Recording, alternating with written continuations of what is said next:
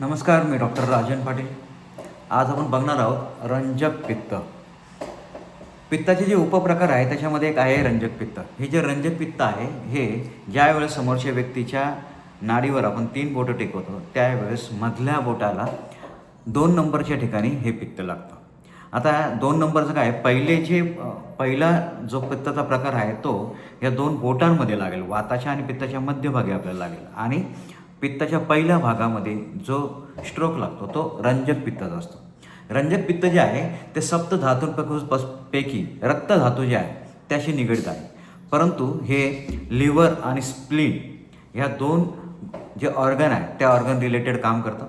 त्याच्यानंतर रक्ताची निर्मिती करणं, जुने रक्त काढून नवीन रक्त बनवण्यास मदत करणं, किंवा शरीराला वर्णाचा जो रंग असतो तो रंग देणं, रंग मेंटेन करणं आणि रक्त शुद्ध करणं, असे अनेक कामं हे जे पित्त आहे रंजक पित्त करत असतात.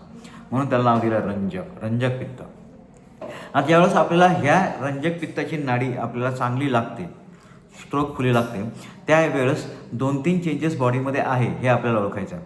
मग ते चेंजेस काय आहे? सगळ्यात पहिलं काय आहे तर HB, रक्ताचं जे प्रमाण आहे, हिमोग्लोबिनचं जे प्रमाण आहे ते कमी जास्त झालेलं आहे. जर नाडी चांगल्या पद्धतीने लागत असेल तर हिमोग्लोबिनचं प्रमाण जे आहे ते कमी झालेलं आहे. त्याच्यानंतर नाडी जर चांगल्या पद्धतीने लागत असेल तर लिव्हर जे आहे ते फॅटी लिव्हरला इन्फेक्शन, लिव्हर रिलेटेड समस्या हे पण असू शकतं. पण ज्यावेळेस आपण ऑर्गनवर जाऊ त्यावेळेस आपण लिव्हर रिलेटेड समजून घेतोच. त्याच्यानंतर हे जे नाडी जी आहे ती लागली तर मानसिक, समोरच्या व्यक्तीला जो मानसिक ताण असतो तो पण आपण ओळखू शकतो.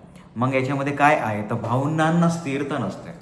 व्यक्ती जो आहे तो इमोशनल होऊन जातो, किंवा त्याला समाधानाची जी भावना जी मिळत असते ना ती समाधान त्याला राहत नाही. प्रेम वगैरे ह्या गोष्टीवर त्याचा विश्वास राहत नाही.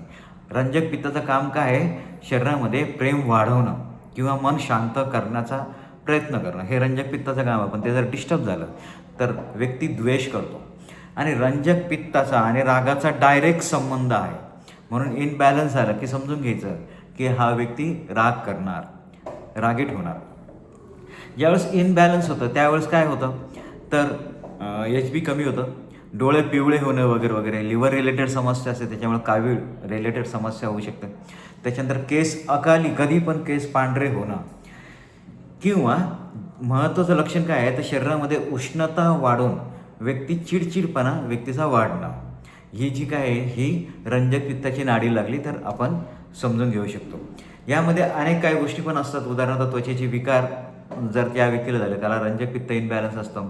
भावनिक बदल झालेला असतो, कारण की पित्ताचा आणि रागाचा थेट संबंध असतो.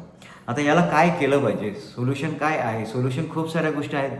ज्या पद्धतीने आपण नाडी परीक्षण करतो, नाडी परीक्षण फायनल डायग्नोसिस करतो, त्यावेळेस आपण त्याला सोल्युशन पण देऊ शकतो. पण नाडी परीक्षण केल्यानंतर फक्त रंजक पित्ताला स्ट्रोक लागतो, या व्यतिरिक्त दुसरं काहीच नाही आहे. तर मग आपण त्याला आहारामध्ये काही गोष्टी सांगू शकतो.